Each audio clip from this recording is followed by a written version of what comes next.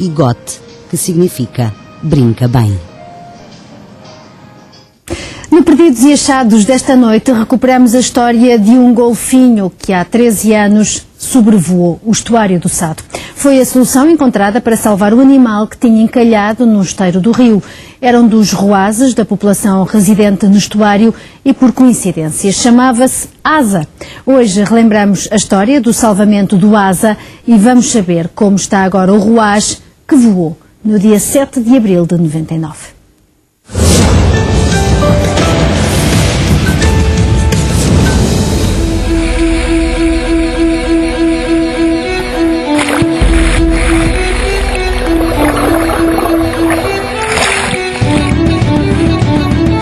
Estive aqui 20 e tal anos e aconteceu aquela vez. Era uma operação que tinha bastantes riscos, é uma operação que nunca tinha sido feita. É um episódio único que felizmente correu bem, mas é uma coisa que dificilmente se voltará a repetir.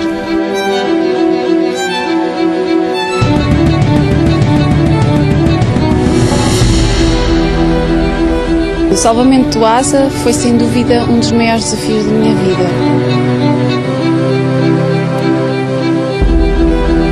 A memória mais forte foi o momento de ver o Asa levantar voo. Foi aí que eu desmaiei e desliguei. Um bocado a sensação de missão cumprida.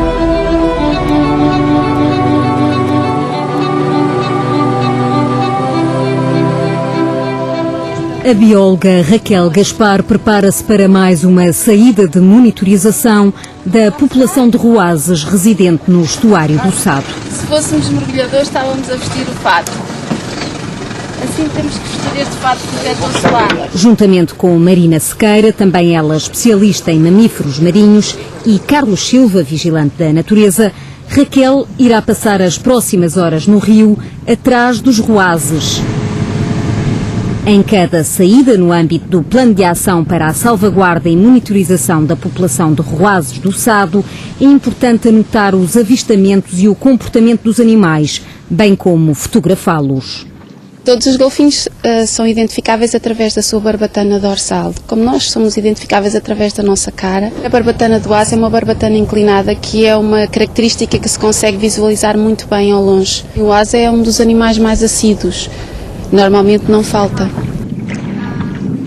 Com muitos anos de experiência a trabalhar com este grupo, um dos poucos do mundo e o único em Portugal que reside num estuário, Raquel sabe distinguir cada um dos animais através da forma da barbatana dorsal e trata-os pelo nome. O Cocas, o Moisés, a Irma, que é a irmã da cria que nasceu esta semana, a Azul e a sua filhota, a Ligeiro, a mãe do Moisés, o Cavalito, e este está aqui a rebuliçar-se. É o Cocas. E o Manaia, todo marcado. É o Asa. Lindo. Lindo. Tenho que dizer uma coisa. A Isis hoje faz 13 anos. Isis, a filha de Raquel, estava na barriga da mãe quando o ruaz desorientado encalhou no chamado Esteiro do Carvão.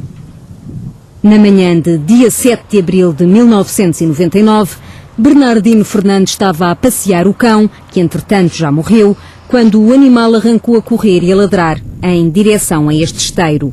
Pescador nas horas vagas, Bernardino viu logo que se tratava de um golfinho junto à margem. Coitado, é bem que me diz outro, podia socorro. Fui lá ao pé, depois vinha da carpintaria e outro. Disse logo que ia chamar alguém para telefonar, só que não tinha o número da reserva na altura, não sabia. Fui ter com uma senhora aqui que estava na padaria a trabalhar. O vigilante da natureza Carlos Silva foi o primeiro elemento da reserva a chegar ao local e acompanhou o golfinho durante as primeiras horas. Era muito difícil, portanto, a gente andar lá, porque ficamos as escadas logo até quase às beiras, portanto, era muita lama. Uma das coisas engraçadas é que eu, enquanto estava ao pé dele, a meter-me com ele e a fazer festas, ele estava quietinho, nem se mexia. Assim que eu saí ao pé dele para eu tentar fazer com lama e com umas tábuas e com gramatas uma represa, para ter-me a água, ele ficava todo estressado e batia com a cauda. Assim que eu vinha para o pé dele, vinha falar com ele, metia-me com ele e ele ficava quietinho, estabilizado.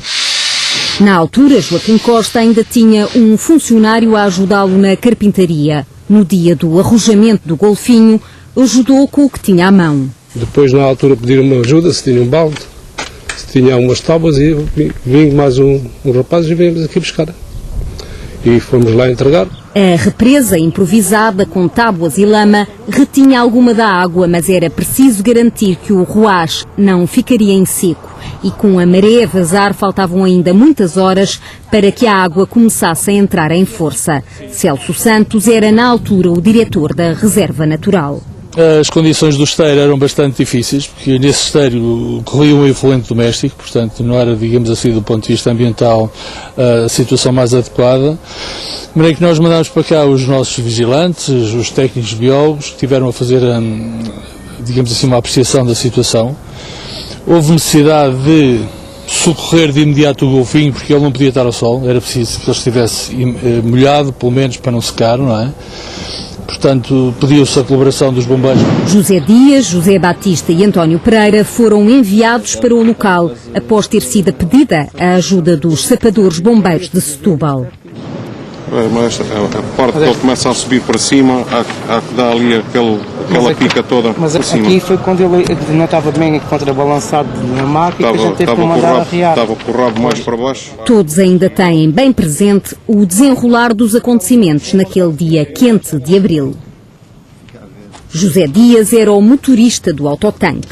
Fomos chamados ao local para socorrer o golfinho e entretanto com um carro com água para ir molhando o golfinho para ele sobreviver.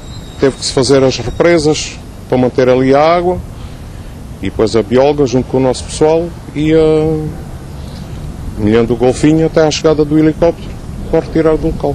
Eu fui no autotanque, puxámos a agulheta lá para dentro e fomos sempre molhando o golfinho. Depois eu tirei a roupa toda e fiquei em cuecas e fui lá para dentro. Porque nós bombeiros não pensamos, a gente temos que fazer. Não temos que, se pensamos que vamos de farda ou que não temos que de farda, a gente é bombeiros sem farda, não é mesmo? E fizemos o nosso melhor. Dos três, António Pereira, de 41 anos, é o único que ainda está no ativo. Uns dias de serviço aos fogos, outros na ambulância de emergência médica. Uma das coisas que eu me lembro é a pele. A pele dele é tipo veludo, é muito grossa. E é engraçado, eu passei-lhe a mão, a gente estava sempre ali a molhá-lo e ele tinha vários cortes na pele derivado às cascas dos bivalves da zona. No terreno continuavam a fazer-se todos os esforços para que o animal não perecesse devido ao calor e à desidratação. Por acaso, no dia do arrojamento, a maioria dos especialistas portugueses em cetáceos estava fora do país, num congresso sobre este grupo de mamíferos marinhos. Raquel Gaspar também não estava ao serviço, estava de baixa com uma gravidez de risco. Tinha contrações desde o 3º mês e um dia fui ao hospital, a Santa Maria, e recebi um telefonema notificando do arrojamento do Ásia. Eu não pensei duas vezes, eu tinha que ir lá. E foi um esforço muito grande porque uma das coisas, foram muitas horas e ao sol, foi em abril, mas foi um dia muito quente. Eu recordo-me de sentir a boca super seca. Havia um conjunto de biólogos mais ou menos especialistas em cetáceos que se mantinham em contacto direto, uns aqui no terreno da Reserva Natural do Estuário do Sado, outros em Lisboa do ICN, outros ainda do Jardim Zoológico. Portanto, houve uma conferência, digamos assim, telefónica permanente desses técnicos e chegaram à conclusão que, de facto, se calhar, e apesar dos riscos, que a situação menos estressante seria do animal sair içado por helicóptero. A aérea que enviou um Puma. O helicóptero saiu da base aérea número 6 do Montijo com os 5 tripulantes da praxe. Piloto, copiloto, recuperador, salvador, enfermeiro e operador de guincho. Nós, em tripulação, não voamos sempre com os mesmos pilotos, os pilotos não vão sempre com o mesmo operador ou com o mesmo recuperador. Consequentemente, temos de ter um procedimento uniformizado por forma a que todos podemos voar com todos. Agora, a nível de situações, cada situação é uma situação. Nós podemos treinar por uma panóplia enorme de situações e aparece-nos uma que nunca havia acontecido. Cláudio Maurício era o operador de guincho no Puma. Desde 2004 trabalha nas mesmas funções, mas agora com este helicóptero, o EH-101. Uma das últimas missões em que participou foi na Madeira. Foram 2 adolescentes que meteram-se ao mar com umas pranchas de surf e quando finalmente queriam voltar para a terra o mar já não lhes permitiu. Portanto, ativaram o EH, nós temos um EH de alerta em Porto Santo e nós colocámos-nos lá e resgatámos-los com sucesso e depois deixámos-los no aeroporto da Madeira. Com metade do raio de ação em relação ao EH-101, o velho Puma, que já tinha operado na guerra colonial, é hoje peça de museu. E aqui, neste ponto e neste ponto aqui, e mais aquele terceiro ponto, eram os 3 pontos onde o guincho estava firme. E era comandado a partir de um comando que era colocado aqui. Ou seja, o operador aqui trabalhava com a mão esquerda, o comando estava aqui, trabalhava aqui com a mão esquerda, normalmente com o cruzado dos joelhos. Não se passa o mesmo com o EH, que já é completamente diferente. Estava de alerta e recebemos um pedido de ajuda de um golfinho que estava em apuros num afluente do Rio Sado. Era já na parte da tarde que nos chamaram. Não foi à primeira nem à segunda que conseguiram erguer o animal com cerca de 400 kg de peso. À primeira não foi aquilo que nós pretendíamos, pusemos os ganchos lá no helicóptero, levantou, claro, o corpo do golfinho estava mais para um lado do que para o outro e claro que teve que baixar. Foi preciso garantir que haveria uma equipa de apoio à libertação na zona onde o asa iria ser largado. O vigilante da natureza, Carlos Silva, foi içado com o recuperador Salvador para o interior do helicóptero e deixado depois na enseada, junto à base dos fuzileiros. Junto do golfinho, mantinham-se 2 bombeiros, 2 técnicos da reserva e um biólogo para mais uma tentativa de levantar o animal. Nós não estávamos preparados com os meios adequados para, digamos assim, em termos de um berço, para içar o golfinho. Na altura foi preciso improvisar com redes e com várias cintas e várias coisas, ali um berço para o golfinho, mas mesmo assim nunca se sabia bem se o golfinho lá em cima não dava um solavanco e não vinha cá parar abaixo. Felizmente tínhamos levado uma maca de lona que era usada no tempo do ultramar com o Alouette 3 para resgatar feridos. E foi com isso que conseguimos. A maca não tinha nenhuma estrutura rígida, portanto abraçava completamente o corpo do golfinho, independentemente do seu tamanho. A questão seria apenas centrar o seu peso na maca. Conseguimos, ao fim de 2 tentativas, tentámos inicialmente levantar o golfinho, víamos que estava a pender muito para um lado ou para o outro, voltámos a pô-lo no chão. À terceira tentativa avaliámos que estava centrado e fizemos o transporte dele.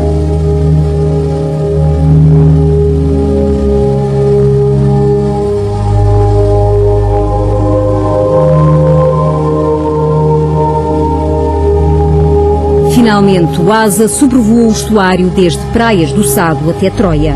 Na posição do Puma, a carga de suspense é feita no alçapão que está no meio do helicóptero. E o operador vai ali olhar para baixo e a ver em que estado é que está, neste caso, a carga, que era o golfinho. E lembro-me de uma imagem em que estava um pescador cá embaixo num barco pequenino a remos, à pesca, e lembro-me dele olhar para cima e não sei o que é que se passou pela cabeça do senhor, mas de certeza que aquilo não seria natural. Para todos os intervenientes neste salvamento foi um feito especial e único, apesar de Cláudio Maurício recordar uma missão com algumas semelhanças. Aconteceu uma missão também, de certa forma, parecida na Serra da Estrela, não me recordo se foi antes ou foi depois, que teve a ver com vacas que estavam a pastar na serra e também foram resgatadas de helicóptero. Mas o golfinho foi uma missão única. Rodeado de água, já no seu habitat natural, Asa ambientou-se rapidamente e pôde finalmente nadar em segurança. Ficamos aqui com ele cerca de 20 minutos e depois saltamos e ele dá 2 voltas às pessoas, a mim e a mais um jovem estavam comigo a ajudar, deu 2 voltas e depois foi-se embora. Ele levantou a cabeça, deu um salto e arrancou.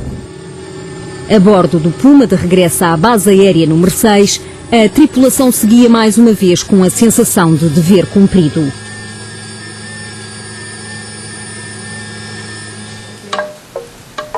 Também para Raquel, responsável pela coordenação técnica da operação no local, foi tempo de descansar.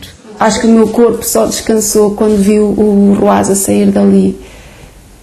E foi quando eu desmaiei e quando ele me deu o sinal, agora precisas cuidar de ti, já fizeste a tua missão. O esforço que representou para Raquel, grávida de 5 meses, estar várias horas ao sol numa situação de grande tensão, valeu-lhe um internamento hospitalar e o receio de perder a bebê. A história no final acabou bem, mas os 17 dias seguintes foram passados no hospital. Aí sim, aí tive mesmo duvidei que conseguia ter a Isis, porque iria ser um parto muito prematuro, mas as coisas correram bem e por ironia do destino eu acabei por ter um parto induzido. Hoje, Isis tem 13 anos e quer ser atriz. Raquel trabalha por conta própria, ainda que mantenha uma colaboração estreita com a Reserva Natural do Estuário do Sado. Pertence à Associação Viver a Ciência, é formadora e escritora. A história do salvamento do Asa foi de tal forma marcante que, 13 anos depois, Raquel incluiu-a num livro sobre a população de Rehuases do Sado.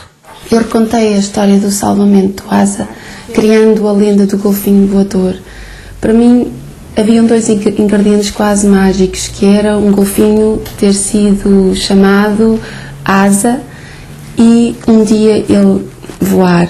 Juntando as duas coisas, criei esta lenda que, de certa maneira, dá um certo caráter místico à história, que eu acho que representa o esforço quase sobrenatural que é necessário para conservar esta população.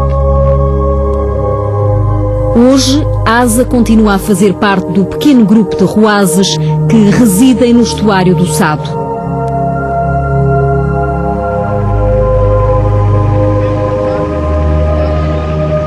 Os setubalenses mais antigos ainda se lembram do tempo em que o grupo era bem maior. Era centenas deles aí iam até à Alcácer do Sal e depois voltavam. Na altura do arrojamento, a população de Rehuases do Sado tinha diminuído para cerca de 30 indivíduos, sensivelmente o mesmo número que há hoje. Mas o seu desaparecimento constituía um risco real no horizonte, devido não apenas ao reduzido número de indivíduos, à baixa sobrevivência dos juvenis e ao acentuado envelhecimento da população, mas também à degradação do habitat. Era extremamente importante salvar-se qualquer indivíduo, não é? Portanto, e neste caso concreto, posso dizer que foi uma operação de conservação da natureza das mais visíveis que se fez e que eu tenho conhecimento nos últimos anos, porque aqui à volta, pelo facto de haver aqui carros de bombeiros, pelo facto de ter havido o helicóptero, gerou-se aqui uma multidão de cerca de 200 a 300 pessoas aqui à volta e de facto acho que foi uma operação de conservação da natureza extraordinária. Atualmente, segundo os especialistas, o panorama é melhor do que na altura em que o Asa encalhou, porque há mais animais jovens, mas não se sabe ao certo a que se devem os sinais de recuperação. Eu penso que foram mais outros fatores, não tanto esforços de conservação, porque o plano de ação é um objetivo que foi traçado há relativamente pouco tempo e começou a ser implementado há 2 anos. Eu penso que terão existido outros fatores, eventualmente fatores intrínsecos à própria população, que terão feito com que, por exemplo, a sobrevivência das crias aumentasse. E nos últimos anos o que nós assistimos foi que as crias recentes ainda estão na população, que era uma coisa que não acontecia, por exemplo, nos anos 80. Nos anos 80 houve anos em que nenhuma das crias nascidas sobreviveu. Marina Sequeira acredita, contudo, que o plano de ação pode contribuir para a manutenção destes mamíferos marinhos no Sado. Nós não podemos atuar diretamente na população, mas podemos atuar no seu habitat. E se fizermos isso, se melhorarmos as condições do habitat, eu penso que esta população pode sobreviver e pode eventualmente aumentar e manter-se aqui no estuário durante mais uns anos. Quer-me dar 1 ou 2 exemplos de como é que se melhora o habitat? Por exemplo, tendo cuidado na observação de cetáceos. Há regras para fazer observação de cetáceos. Por exemplo, não é aconselhável um elevado número de embarcações em volta dos animais. Mas falta fiscalização e por vezes há embarcações a mais à volta dos golfinhos. Quem trabalha com estes mamíferos marinhos defende também a importância de mais educação ambiental. No dia do arrojamento, reuniram-se algumas centenas de pessoas para assistir à operação de salvamento. Juntou-se um royal de gente nessa altura. Foi aqui um acontecimento em Praias do Sado? Sim, na altura. E foi um acontecimento que saiu bem, porque já em tempos passados houve alguns que na altura também as pessoas não tinham a sensibilidade que têm hoje, né? E até mataram ali o animal. Uma situação impensável nos dias de hoje. Os Rehuases são acarinhados, tornaram-se uma das imagens de marca da cidade de Setúbal e contribuem para a economia local, ao atraírem à região cada vez mais turistas que os querem observar de perto.